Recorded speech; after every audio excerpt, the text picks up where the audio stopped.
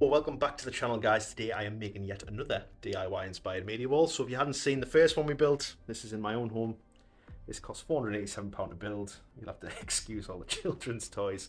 But we did this about 18 months ago and it still looks really, really good. So TikTok has been growing rapidly. We've got nearly 50,000 subs on there and we are trying to now grow YouTube with a little bit longer form videos of my DIY creations at home. So today's video, my local shop owner follows my content, loves it, and he wanted some help with his own home. He's got a very, very large sunroom in the back of the house on the extension. It's looking very dated, so I'm hoping we can get a load of videos out of that because I am running out of ideas in my own home. So today's video, we are starting off with a media wall in that room. I'll show you a picture of that in a second. Massive, massive space. Just wants brightening up and freshening up, a little bit more modernising, which would be good. So media wall wise, we are not building one, a plastered one. We're going to do a sort of cladded, slatted one with a large floating unit. So this has just been delivered. This is a 60-inch amberglo fire. This came from Appliances Direct. Massive, huge bit of kit. Weighs an awful lot as well, so we're going to have to make a really strong, sturdy frame to go around this. So the plan is we're going to build that, MDF clad it all, paint it all, and we're going to put 2 drawer units, one there and one either side, which should fall nicely under the TV. So let's get cracking.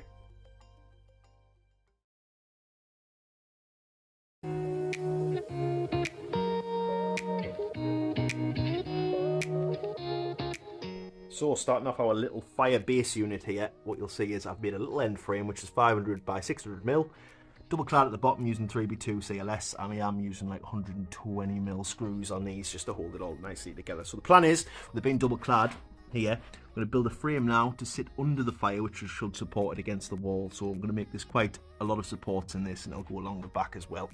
The plan is I'm just going to do the fire first. We're going to have 2 drawers here and one at the other end, and then we're going to put MDF straight on the top. So I am trying to keep this as short as possible height wise because it is quite a deep fire and the wall that we're putting it on is only 2.3 meters tall, so I'm trying to save on space with the large telly that's going on. Right, so now both our end sections are cut. What we're going to do is going to measure across there, so it should be just the width of the fire. We'll do one across there, one just here at the back of the fire, and then we'll put 3 underneath that will mount onto this one, and then we'll start putting some supports in under the fire to hold that in place. So plan is when we get the house, it's actually getting attached to a brick wall, so we'll be able to drill with a SDS drill into the wall and put some really deep wall anchors in to hold the weight of this, because this is going to weigh probably 50 to 60 kilo in total.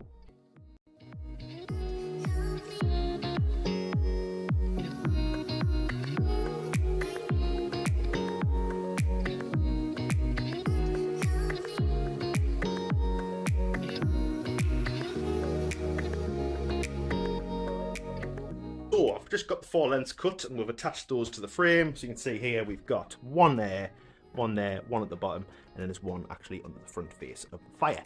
So the fire is now flush. Obviously we've put the piece in the back here, which brings it up level to the front, which is great. So I can still lift the fire in and out. The idea behind this is when I do go to the customer's house, I can take the fire out and we'll just attach the frame to the wall. It's a lot lighter, easier to work with. Then we'll lift the fire back in and put the MDF on. So next plan of action, we're gonna have to put some supports in underneath, going that way, so this will hold the weight of the fire, and then we'll put some in the back here between these 2 posts, and then that will be able to secure onto the brick wall behind the unit.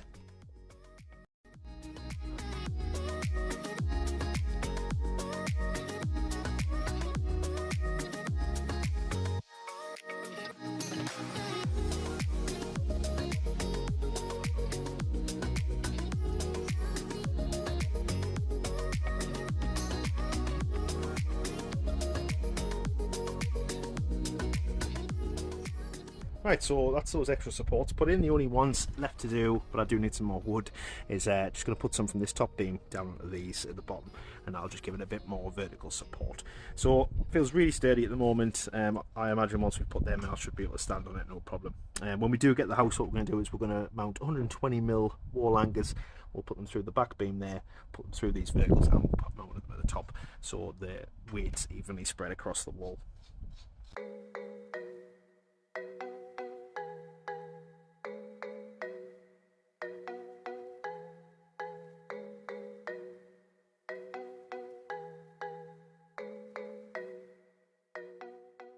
So that's the last of the 4 vertical supports in. You can see there. Just the only thing to try now is, can it hold my weight? I won't tell you how much that is, but it's more than the fire.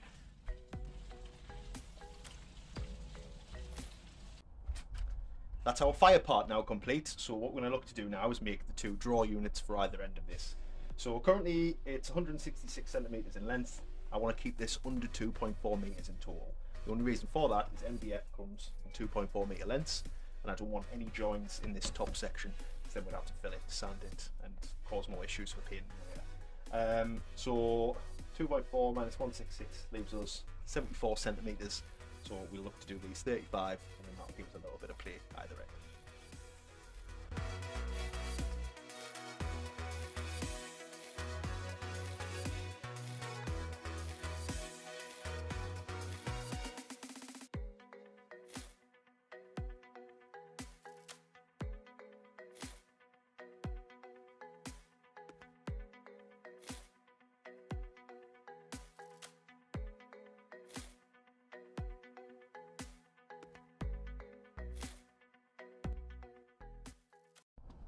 Right, that's the first draw unit framing complete. As you can see, I've just made a nice simple little box section. Just need to do the other side now, and then we should be ready to start measuring up for the MDF. So MDF wise, we're just going to go to B&Q and get this, because you do get 5 cuts for free, and they'll cut it for you, and it's 50p a cut after. So when we're going to measure all this, get the overhangs, overlaps, etc., and then we'll draw it all out, and then we'll figure out the sizes that we need, and we'll get a cut at B&Q. MDF's awful to work with, it's really bad for your health, got to wear a mask, and it makes a huge dusty mess of the garden, so I would rather not have that if we can help it.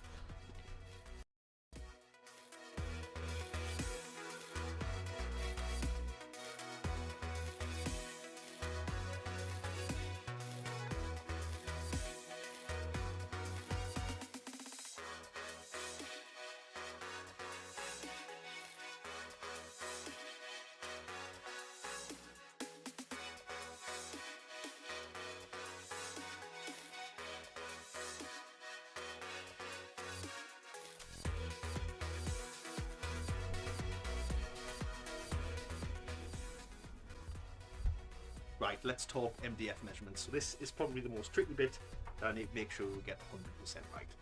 So I think what we're going to do is we need to figure out the overlap. So I don't want to be able to see the side pieces from the front. So if you imagine that's our 18mm MDF, I don't want to be able to see that edge when we put it all together.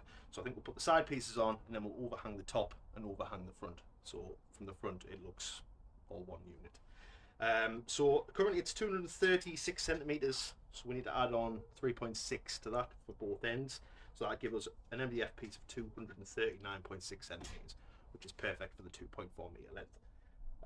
So double check these measurements, triple check them, quadruple check them to make sure you've got them all correct before you go to buy and cut the MDF.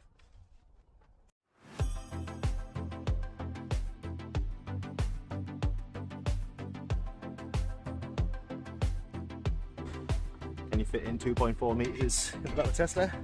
Yes, you can. That's one way to do it. Back home from the successful trip out of B&Q, I've put the end panels on, G-clamped these in place for the time being just to hold them. So both of those are on. What I'm going to do now, I'm going to put the top piece on, just check that all lines up as we expect it to, and then we'll start putting some fixings in to hold the MDF in place.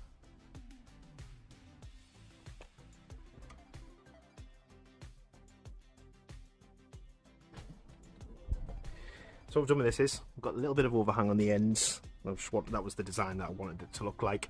You can see at the back here, I'm going to level this up with this back frame, because what we're going to do is we're going to put framing above this, which the vertical battens slat wall, I'll go on to. So if you've ever put together IKEA flat pack furniture, you've probably seen these. So these are dowels, and these are the cam locks that go with them. So the idea is we put this piece into the MDF on the inside, and then the cam lock goes in the framework, and then when we tighten that up, it pulls it tight together. So this is great because we won't have any external fasteners where we've got to cover up with paint, filler, etc. And we can put everything on the inside of the unit, and it'll all be hidden. So what I'm going to do first now, I'm just going to draw around the inside of this. This will help with marking it out. So we'll just mark the inside frame on the MDF, and then what I can do is I can measure up where we would like to put the cam locks and the dowels, and we'll be able to mark them on the frame and on the MDF, so we get it in the right place so they line up perfectly when you put it back together. I'll quickly show you what we do with these or what I'm planning to do with these. So I've measured these out at 20 and 50 from the end of that line. So when I do the other side for the framing, I'll get the same place. So 20 there, 50 there. Marked up with a straight edge just from the edge. And then what we're going to do is we're going to go 30 mil from the line, because that's roughly the centre of our framework. So we'll keep it nice and in line. So we'll go 30. And then we'll go 30 at that end. So that intersection there, we'll pilot drill them with a 4.5 mil drill bit. Careful not to go too deep.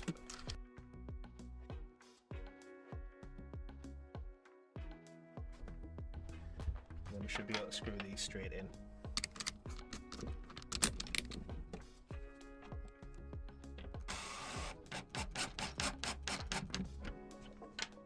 One.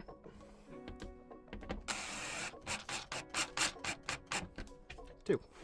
And they're nice and solid. So now we'll do the other side and do the framework, put the cam locks in, and then we'll tighten them both together. So I've now drilled the 4 holes for the dowels to go into. So I'm just going to check that before we put the cam locks in. So pop these in, give it a little tap. Perfect. So now I'm just going to drill the holes for the cam locks, and then we'll be able to tighten that into position. So what we've done now is I've drilled the holes for the cam locks to fit into, and obviously you measure them up to the centre of that. When you pop that in the hole, you can just tighten it on in place by turning that in there. So we're back out again. I've had 3 awful days of rain, but it's finally sunny again, so we can work with the MDF. So I'll put the 2 side pieces on. The fire is now back in place, just to trial fit that to make sure it all fit all right, and it does fit really, really well. So now we're going to measure up for the front of this to cut out where the draw units are. So we've got that there, the draw unit on the other end, and then we're going to have to cut around the fire as well. So we'll mark that up and we'll get that cut.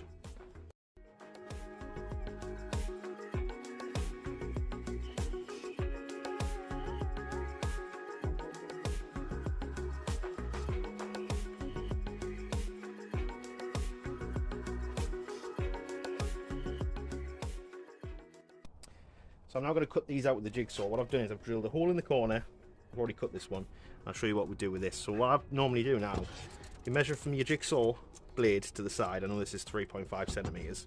I've marked from the line 3.5 there, 3.5 there. And then what I do is, you G-clamp the straight edge on. So I'm choosing the spirit level for this, on those 2 marks.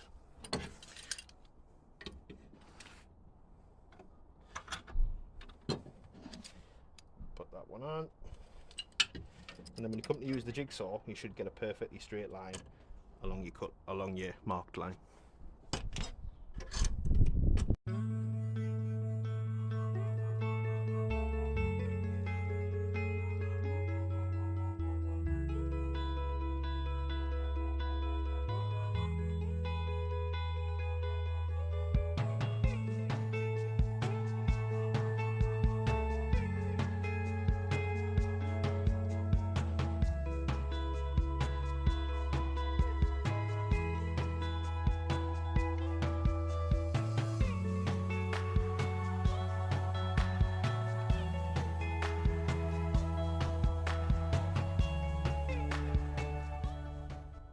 Right, just finished off the internal cuts of the fire.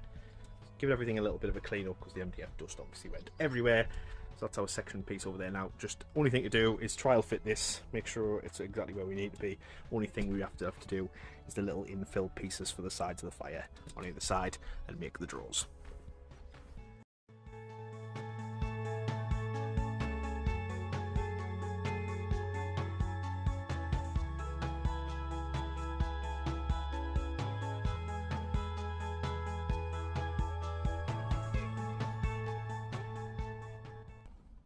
Right, so I've just finished putting the little side pieces in beside the fire.